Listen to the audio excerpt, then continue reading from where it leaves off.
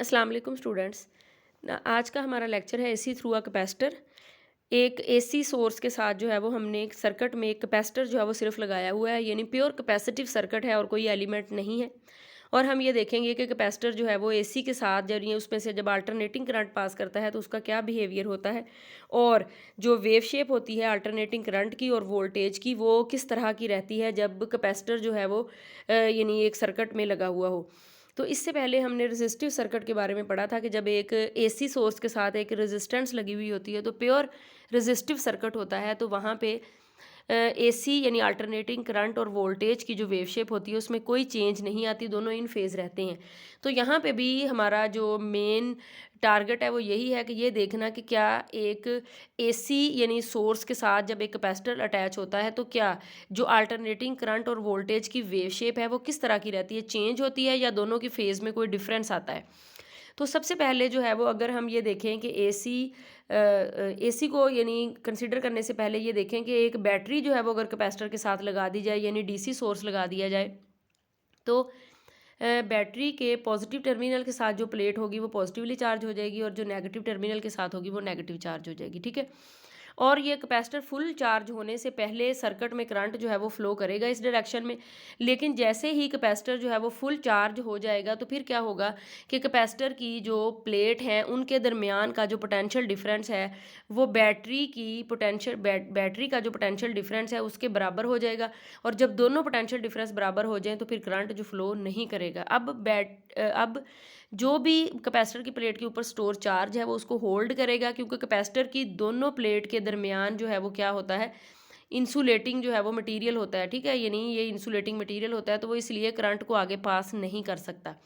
तो अब करंट जो है वो कभी भी फ्लो नहीं करेगा, कैपेसिटर के ऊपर जो चार्ज है वो मौजूद रहेगा, ठीक है। तो इस तरह से हम ये कह सकते हैं कि एक कैपेसिटर जो है वो डीसी को ब्लॉक करता है। अब आ जाते हैं कैपेसिटर का बिहेवियर जो है वो एसी के साथ, कि अगर एसी लगा हुआ हो तो आपको पता है एसी करंट किस तरह का होता है, कुछ इस तरह की इसकी वेव शेप होती है, जिससे आपको ये नज़र आ रहा है कि इसकी जो मैग्नीट्यूड है ज़ीरो से मैक्सिमम पे जाती है, फिर ज़ीरो पे, फिर मैक्सिमम पे, फिर ज़ीरो पे, और इसी तरह से कभी पॉजिटिव और कभी नेगेटिव, यानी इसकी मैग्नीट्यूड और डायरेक्शन टाइम के साथ कंटिन्यूसली चेंज कर रही होती है, ठीक है। तो ऐसा जो सोर्स होगा और ऐसा करंट जो होगा, तो जब वो कैपेसिटर में से पास करेगा तो कैपेसिटर किस तरह से एक्ट करेगा, ठीक है।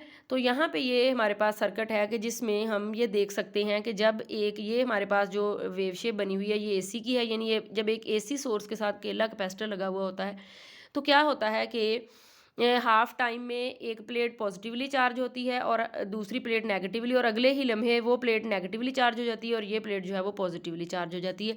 और हम ये देख सकते हैं कि करंट की डायरेक्शन जो है वो भी मुसलसल बदल रही है, कभी ये वाली डायरेक्शन जो है और कभी ये वाली डायरेक्शन है, ठीक है।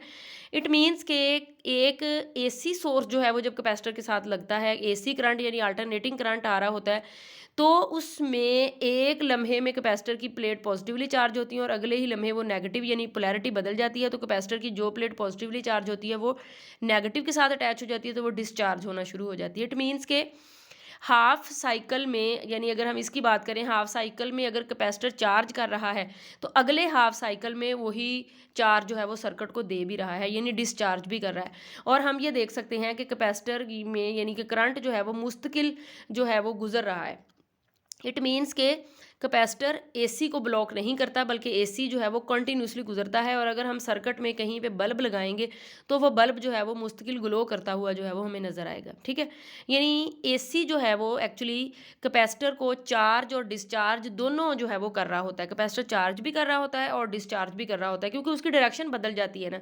तो एक डायरेक्शन में जब आ रहा होता है तो वो चार्ज करता है कैपेसिटर को, जब दूसरी डायरेक्शन आ रही होती है तो वो उसको डिस्चार्ज करता है। इट मीन्स कि जो करंट चार्ज उसने स्टोर किया हुआ होता है वो दोबारा सर्किट में भेज देता है डिस्चार्जिंग की सूरत में। तो इस तरह से हम ये कह सकते हैं कि कैपेसिटर जो है वो एसी के साथ थोड़ा डिफरेंट बिहेवियर शो करता है, और ब्लॉक जो है वो इसको नहीं करता बल्कि पास जो है वो करता है। तो इसके लिए जो है वो हमें अब देखना पड़ेगा कि एक कैपेसिटर में से यानी जब अल्टरनेटिंग करंट और वोल्टेज जो है वो यानी हमें पता चल गया कि करंट जो है वो पास कर रहा है, तो अब वोल्टेज और करंट की जो वेव शेप है उसका बिहेवियर क्या है तो मैथमेटिकली भी देखते हैं और वैसे भी देखते हैं कि क्या सिचुएशन जो है वो होती है। तो सबसे पहले मैथमेटिकली जो है वो हम देख लेते हैं। हमें पता है कि कैपेसिटर में से जब एसी जो है वो पास करता है तो उसकी इक्वेशन जो है वो हम देख लेते हैं। ये देखिए, ये एक तरफ जो है वो एक साइकिल दिखाया हुआ है जब चार्जिंग हो रही है, और दूसरी तरफ जो है वो फिर एक तरफ पॉजिटिव प्लेट आ रही है, ठीक है, दूसरी तरफ नेगेटिव, एक तरफ इंक्रीज और डिक्रीज, दूसरी तरफ जो है वो डिक्रीज होना शुरू हो जाता है और ये भी डिक्रीज होना, ठीक है। इस तरह से एक दफ़ा करंट की डायरेक्शन ये है और दूसरी दफ़ा करंट की डायरेक्शन जो है वो ये है, ठीक है। चार्जिंग और डिस्चार्जिंग मुश्किल होती रहती है। उसके बाद जो है वो अगर हम इक्वेशन की बात करें तो हमें पता है जो अल्टरनेटिंग वोल्टेज जो है वो हमारे पास होती है, वो क्या होती है, वो उसकी वैल्यू जो है वो ये है, v is equal to V not sine omega T. अगर हम वेव शेप ड्रा करें तो कुछ इस टाइप की बनती है और इस वेव को साइन वेव कहा जाता है, क्योंकि ये साइन के फंक्शन के साथ जो है वो इसकी वैल्यू वेरी करती है। जहाँ पे साइन की वैल्यू मैक्सिमम होगी वहाँ पे v की वैल्यू मैक्सिमम होगी, जहाँ पे साइन की वैल्यू मिनिमम होगी वहाँ पे v की वैल्यू भी मिनिमम ही होगी, ठीक है। और अगर कैपेसिटर के लिए बात की जाए तो Q is equal to C V, तो यहाँ पे हमारे पास इक्वेशन बन जाती है Q is equal to C V not sine omega T. इससे ये पता चल रहा है कि जो कैपेसिटर की प्लेट के दरमियान चार्ज स्टोर हो रहा है वो भी साइन के फंक्शन के साथ ही वेरी कर रहा है, ठीक है। यानी अगर हम वोल्टेज की वेव शेप ये बनाते हैं तो चार्ज की वेव शेप भी यही बनेगी, क्योंकि वो भी साइन के फंक्शन के साथ चेंज हो रही है, इसलिए इसको साइन वेव का नाम दिया जाता है, ठीक है। लेकिन हमने तो बात करनी है करंट की, हमने रिलेशनशिप देखना है करंट और वोल्टेज का। तो यहाँ पे ये इक्वेशन जो है वो हमें बता रही है कि I is equal to delta Q divided by delta T. इसका मतलब ये है कि जो ये चार्ज में चेंज आएगा, ठीक है, विद रिस्पेक्ट टू टाइम, वो करंट के जो है वो बराबर होगा। और हाँ, यहाँ पे हम इसको ये भी लिख सकते हैं delta divided by delta T into C V not sine of theta. It means के ये जो c है ये तो कांस्टेंट है, v नॉट भी कांस्टेंट है, ठीक है। यानी ये जो टोटल c v नॉट है ये तो कांस्टेंट है। इट मीन्स के जो साइन में चेंज आएगा वो करंट के जो है वो बराबर होगा। इट मीन्स कि अब करंट की वैल्यू यानी जो वेव शेप होगी और जो वोल्टेज की वेव शेप होगी वो एक दूसरे के साथ साथ नहीं चलेंगी, क्योंकि इस इक्वेशन से हमें ये पता चल रहा है कि जो साइन के फंक्शन में चेंज आएगा, जाहिर सी बात है जो चेंज आएगा वो फिर थोड़ा डिफरेंट होगा और वो जो है वो फिर हमें करंट की वैल्यू जो है वो देगा, ठीक है। तो यहाँ पे हम ये कह सकते हैं कि हमने जो वेव शेप अब ड्रा करनी है वो सबसे पहले हम वोल्टेज की लेंगे और वोल्टेज के साथ साथ जो है वो हम करंट की लेंगे और उसमें जो चेंज आ रहा होगा वो हमें करंट के बारे में बताएगा, ठीक है। यानी वोल्टेज की वेव शेप लेंगे, साथ चार्ज की लेंगे और उसमें जो चेंज आ रहा होगा वो हमें करंट की वेव शेप के बारे में बताएगा। तो इसको हम दो तरीके से देख सकते हैं। एक तो हम सर्किट के हिसाब से देखेंगे कि कब वोल्टेज मैक्सिमम होती है तो क्या उस वक्त करंट मैक्सिमम होता है या मिनिमम होता है या कुछ और सिचुएशन है, और दूसरा हम मैथमेटिकली निकालेंगे, ठीक है। तो सबसे पहले हम सर्किट के पॉइंट ऑफ व्यू से जो है वो देखते हैं, इसको समझने की कोशिश करते हैं। तो यहाँ पे सर्किट में हमारे पास जो है वो 4 पॉइंट है। नंबर 1 पॉइंट जो है वो ये वाला, उसके बाद सेकंड पॉइंट है, ये 3 पॉइंट है और ये 4 पॉइंट है। तो यहाँ पे बच्चों आपने थोड़ा सा इसके ऊपर कंसंट्रेशन देनी है, थोड़ा सा समझना है कि वोल्टेज और करंट का रिलेशनशिप क्या है जब एक कैपेसिटर सर्किट में लगा होता है। तो हम शुरू से बात करते हैं कि जब शुरू में कैपेसिटर जो है वो जैसे ही हमने एसी सोर्स को ऑन किया और कैपेसिटर चार्ज होना शुरू हुआ, ठीक है, तो ये वाली सिचुएशन है नंबर 1 वाली। तो जैसे ही जो एसी का सोर्स है हमारे पास, उसने करंट जो है वो इस कैपेसिटर की प्लेट की तरफ भेजा, तो उस वक्त करंट क्या होगा, मैक्सिमम, क्योंकि कैपेसिटर की प्लेट ने अभी चार्ज करना शुरू किया है तो करंट जो है वो मैक्सिमम करंट फ्लो होगा। जैसे ही कैपेसिटर की प्लेट जो है वो अपने ऊपर चार्ज स्टोर करना शुरू करेंगी, यहाँ तक कि चार्ज जो है वो बढ़ता जाएगा, तो फिर क्या होगा कि नेक्स्ट जो करंट या चार्ज पार्टिकल उसकी तरफ आएंगे वो उसको थोड़ा रेजिस्ट करेगा, आने नहीं देगा, यहाँ तक कि कैपेसिटर की प्लेट फुली चार्ज हो जाएगी। तो जब फुली चार्ज हो जाएगी तो फिर करंट तो बिल्कुल ज़ीरो हो जाएगा, क्योंकि अब कैपेसिटर की प्लेट के दरमियान का जो पोटेंशियल डिफरेंस है वो इतना ज़्यादा हो चुका है कि वो मज़ीद चार्ज को यहाँ पे आने नहीं देगा। तो इट मीन्स कैपेसिटर के ऊपर जो वोल्टेज है वो यहाँ पे मैक्सिमम है, लेकिन अब करंट जो है वो ज़ीरो हो चुका है, ठीक है। कैपेसिटर की प्लेट अब फुली चार्ज है, वोल्टेज जो है वो मैक्सिमम है कैपेसिटर की प्लेट के ऊपर, लेकिन करंट जो है वो ज़ीरो है। उसके बाद नेक्स्ट में हम क्या, थर्ड पॉइंट में जो है वो हम क्या देखते हैं कि क्योंकि अब एसी का पहले पॉजिटिव साइकिल आ रहा था, क्योंकि एसी की वोल्टेज चेंज हो रही है, ठीक है। तो जैसे ही नेगेटिव आएगा तो कैपेसिटर की प्लेट जो है वो क्या होगी, डिस्चार्ज करना शुरू करेंगी। जैसे ही कैपेसिटर की प्लेट डिस्चार्ज करना शुरू होंगी तो वो करंट जो है वो दूसरी तरफ डायरेक्शन में जो है वो भेजेंगी। जब चार्ज हो रहा था तो डायरेक्शन ये थी, जब डिस्चार्ज हो रहा होगा तो डायरेक्शन ये होगी। तो ज़ाहिर सी बात है फिर करंट जो है वो जैसे ही कैपेसिटर की प्लेट ने अपने ऊपर मौजूद चार्ज, स्टोर किए हुए चार्ज को सर्किट में भेजना शुरू किया तो करंट जो है वो मैक्सिमम हो जाएगा और वोल्टेज जो है वो आहिस्ता आहिस्ता कम होनी शुरू हो जाएगी, यहाँ तक कि कैपेसिटर की प्लेट बिल्कुल खाली हो जाएंगी और सारे का सारा क्योंकि स्टोर किया हुआ चार्ज वो करंट की सूरत में भेज चुकी होंगी तो कैपेसिटर के ऊपर जो वोल्टेज है वो यहाँ पे क्या हो चुकी होगी, ज़ीरो। ठीक है। इसी तरह से नेक्स्ट में फिर क्या होगा कि कैपेसिटर की प्लेट चार्ज होंगी but in the opposite direction, और फिर क्या होगा कि मैक्सिमम करंट होगा और वोल्टेज जो है वो जब फुली चार्ज हो जाएगा तो वोल्टेज क्या होगी, ज़ीरो। ठीक है। तो इस तरह से ये जो 4 पॉइंट हैं इनके ऊपर गौर करना है कि ये किस तरह से आए हैं। तो ठीक है, अब इन पॉइंट की मदद से हम वोल्टेज और करंट का ग्राफ इजीली ड्रॉ कर सकते हैं। याद रखें, सबसे पहले आपने वोल्टेज की कर्व ड्रॉ करनी है। ये जो रेड कलर में बनी हुई है ये वोल्टेज की कर्व है, ये वाली, क्योंकि वोल्टेज का जो फंक्शन है वो साइन के हिसाब से है, लेकिन जो करंट का फंक्शन है वो उसमें जो चेंज आ रहा है उसके हिसाब से है। तो इसलिए वोल्टेज की कर्व पहले ड्रा करनी है जो आम साइन की होती है। जैसे आप साइन वेव जो है वो इस तरह से ड्रा कर लेते तो आराम से पहले वोल्टेज की वेव शेप इस तरह की ड्रा कर ले। ठीक है। उसके बाद नंबर 1 जो है वो पॉइंट है। नंबर 1 पॉइंट हमें ये बता रहा है कि करंट मैक्सिमम है लेकिन वोल्टेज जो है वो जीरो है। तो आपको ये पॉइंट नजर आ रहा है, यहाँ पे वोल्टेज जीरो है क्योंकि साइन की फेज जो है वो यहाँ पे जीरो होती है तो वोल्टेज जीरो है, लेकिन उस वक्त सर्किट में करंट मैक्सिमम है क्योंकि कैपेसिटर ने चार्जिंग शुरू की हुई है। तो जाहिर सी बात है करंट मैक्सिमम है तो आप यहाँ पे एक पॉइंट लगा लें, यहाँ करंट मैक्सिमम होगा। उसके बाद जैसे ही कैपेसिटर ने फुली चार्ज कर लिया तो क्या होगा कि करंट जो है वो ज़ीरो हो गया और वोल्टेज जो है वो उस वक्त मैक्सिमम। जब वोल्टेज मैक्सिमम होगी तो नीचे लाइन लगाएं, एक पॉइंट ये वाला मेंशन कर लें। अब अगर वोल्टेज मैक्सिमम है तो करंट जो है वो क्या हो गया, ज़ीरो। इस पूरी लाइन पे जो है वो ज़ीरो है। ठीक है।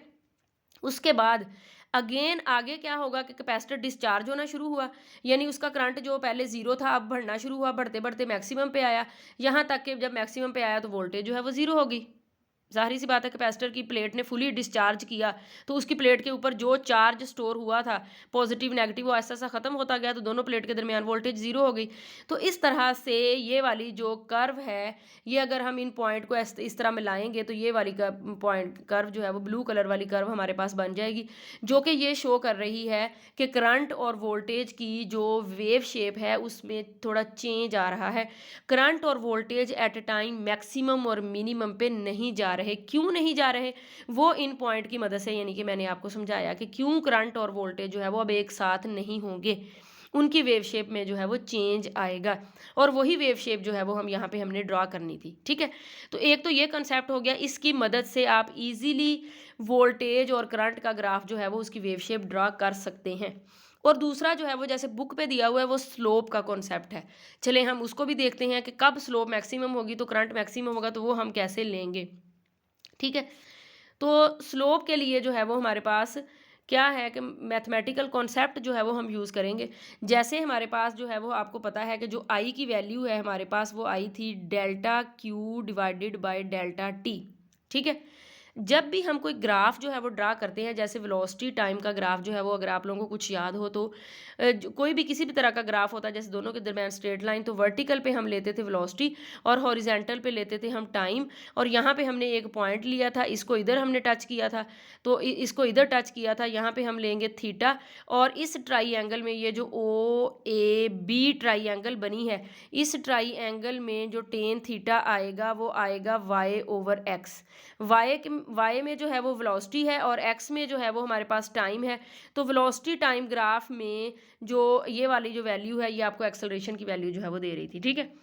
इट मीन्स के अगर यहाँ पे ये जो हमारा ग्राफ है इसमें अगर देखा जाए तो वाई एक्सिस पे जो है वो क्यू है और जो टाइम का ये जो वाई एक्सिस है इस पे जो है वो क्यू है और ये वाला जो एक्सिस है इस पे टाइम है।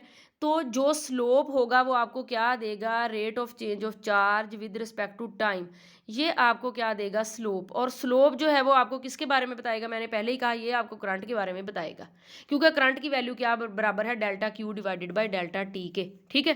क्योंकि वाई एक्सिस पे जो है वो क्यू है, और जो टी वाला है टाइम एक्सिस पे वो जो है वो हमारा एक्स एक्सिस पे सॉरी वो है टी, तो स्लोप आपको देगा। तो स्लोप एक्चुअली क्या है, कब स्लोप मैक्सिमम होगी, किस तरह से पता चलेगा।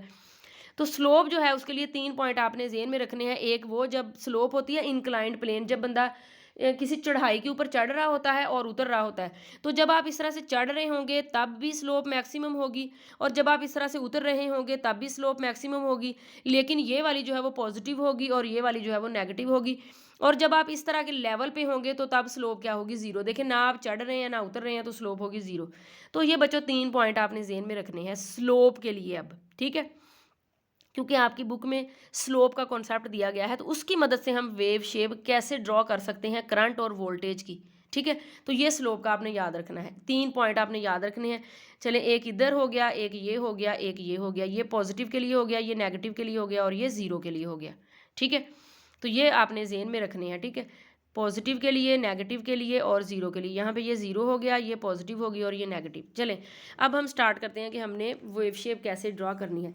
तो याद रखें इसमें भी सबसे पहले आपने जो वेव शेप बनानी है वो वोल्टेज की बनानी है, और वोल्टेज की वेव के साथ ही जो है वो हमें जो इक्वेशन हमारी बता रही है कि वो जो वोल्टेज की वेव शेप है उसके साथ ही हमारी क्यू की है, तो इसी को हम जो है वो ऐसे क्यू के साथ भी कर लेते हैं। तो अब जो हमारा ग्राफ बना है वो क्यू टी का ग्राफ है, इधर जो है वो क्यू है और इस साइड पे जो है वो क्यू है, और अब हमने यहाँ पे इसकी देखनी है स्लोप, ठीक है। तो यहाँ पे देखें ये वोल्टेज के साथ जो है वो अपन, यहाँ पे वोल्टेज इस वाली की स्लोप मैक्सिमम होगी, वहाँ पे करंट मैक्सिमम होगा, जहाँ पे स्लोप मिनिमम होगी या ज़ीरो होगी वहाँ पे करंट भी ज़ीरो होगा। तो आपने इसके ऊपर जो है वो गौर करना है। तो देखें शुरू में, देखें शुरू में ये वाली सिचुएशन है, ये वाली मैंने 3 लाइनें बनाई हैं, एक ये और एक ये। तो जब आपने इस तरफ को जाना है तो स्लोप मैक्सिमम है, चढ़ाई चढ़ रहे हैं स्लोप मैक्सिमम है, तो स्लोप मैक्सिमम का मतलब है करंट मैक्सिमम है, आपने इधर निशान लगा देना है। उसके बाद आप पहुंच गए इस पॉइंट पे, इस पॉइंट पे जो है वो स्लोप जीरो है, तो नीचे जीरो वाली लाइन पे निशान लगा दें, करंट हो गया जीरो। अब आप नीचे उतर रहे हैं, तो नीचे उतरते हुए अगेन जो है वो स्लोप मैक्सिमम है but in the opposite direction, तो यहाँ पे एक नीचे निशान लगा लें, तो ये हो गए। तो ये इसी तरह से जब आप दोबारा फिर जाएंगे इस तरह से आप लगाते जाएं, इस तरह से जाते हुए पॉजिटिव, इस तरह से आते हुए नेगेटिव, और यहाँ पे जो है वो क्या होगी ज़ीरो। तो इस तरह से आप जब निशान लगाएंगे तो इन निशानों को जब आप आपस में मिलाएंगे तो ये आपके पास ये करंट की वेव शेप जो है वो ईजिली बन जाएगी स्लोप की मदद से, ठीक है। तो इस तरह से इस वेव शेप में जो है वो फिर हमें, इस वेव शेप में हमें क्या नज़र आ रहा है, इस वेव शेप में हमने क्या बताना है, फेज़ के बारे में भी बताना है। वेव शेप आपने ड्रॉ कर ली, अब हम बताते हैं फेज़ कि फ़ेज़ रिलेशनशिप क्या है वोल्टेज और करंट के दरमियान में। तो देखें यहाँ पे ये वाला जो होता है, यहाँ पे थीटा होता है 0 डिग्री, ये है वेव के सॉरी वोल्टेज के लिए, क्योंकि ये वोल्टेज की कर्व की है। लेकिन अगर इसी पॉइंट के ऊपर करंट का देखें तो उसकी तो फेज़ 0 नहीं है, उसकी तो फेज़ है 90 डिग्री। तो दोनों के दरमियान जो फ़र्क है वो क्या आ गया, 90 डिग्री का फ़र्क आ गया। उसके बाद अगला पॉइंट देख लेते हैं। अगला पॉइंट जो है वो ये वाला है, यहाँ पे जो वोल्टेज की जो फेज़ है वो है 90 डिग्री, लेकिन जो करंट की यहाँ पे फेज़ है वो है 180 डिग्री। तो यहाँ पे फिर अगेन क्या हो गया कि हमारे पास जो वेव शेप का फ़र्क आ गया वो फिर अगेन 90 डिग्री का आ गया। अब यहाँ पे अगर आप देखेंगे तो ये वोल्टेज की वेव शेप होगी 180 डिग्री, और यहाँ पे ये इसकी जो होगी वो होगी 270 डिग्री। तो यहाँ पे फिर जो आपके पास वेव शेप का जो है वो फ़र्क आ गया, सॉरी फेज़ का जो फ़र्क आ गया वो फिर 90 डिग्री का आ गया। इट मीन्स किसी भी पॉइंट पे जब आप फेज़ का रिलेशनशिप देखेंगे करंट और वोल्टेज का, तो वो 90 का होगा, जो शुरू में बना है वही एंड तक जो है वो रहेगा। तो इट मीन्स कि अगर यहाँ पे वोल्टेज की जो फेज़ है वो 0 है और यहाँ पे जो करंट की फेज़ है वो 90 है, तो इट मीन्स करंट आगे है और वोल्टेज जो है वो पीछे है। क्योंकि ये 0 पे है वो 90 पे है, तो करंट आगे हुआ, इट मीन्स करंट लीड करेगा और वोल्टेज लैग करेगी। तो जो लैग कर रहा होता है, जो 0 पे होता है, उसको आप हॉरिजॉन्टल एक्सिस पे बनाते हैं, और जो मैक्सिमम यानी आगे होता है 90 डिग्री, उसको आप इस तरह से बनाते हैं। तो आपको पता है कि एक ऐसे वर्टिकल हॉरिजेंटल की तरफ जब बनाएं और वर्टिकल की तरफ जब बनाएं तो इनके दरमियान एंगल जो है वो 90 का होता है, ठीक है। और ये इस तरह से ये इसकी फेज़र डायग्राम जो है वो बन गई, ये वाली क्या बन गई, इसकी फेज़र डायग्राम। तो फेज़र डायग्राम में भी हमें नज़र आ रहा है कि करंट जो है वो लीड कर रहा है और वोल्टेज जो है वो क्या कर रही है, लैग। कितना एंगल से लैग कर रही है, कितने एंगल से लीड कर रहा है, 90 डिग्री से।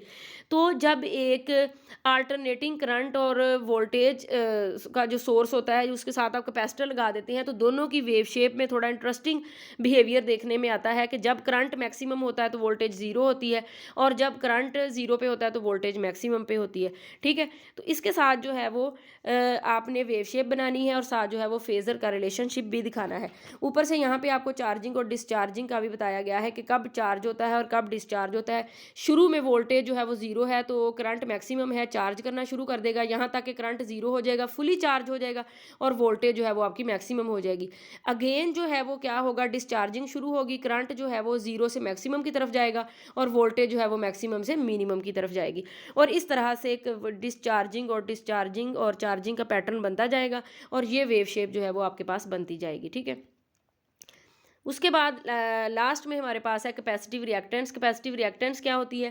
कैपेसिटिव रिएक्टेंस का मतलब है कि कैपेसिटर जो रेजिस्टेंस ऑफर करता है एसी को, वो कोई भी एलिमेंट होता है वो करंट को कोई ना कोई रेजिस्टेंस जो है वो ऑफर करता है।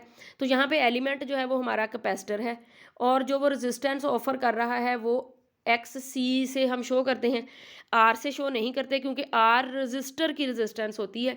जो अदर एलिमेंट की होगी उसकी फिजिक्स वही होगी, यानी वो रेजिस्टेंस ही है, ओपोजिशन ही है, उसको ओहम से ही हम जो है वो डिनोट करेंगे, यूनिट ओहम ही होगी, लेकिन उसका नाम और उसका जो सिंबल होगा वो डिफरेंट होगा अकॉर्डिंग टू द एलिमेंट।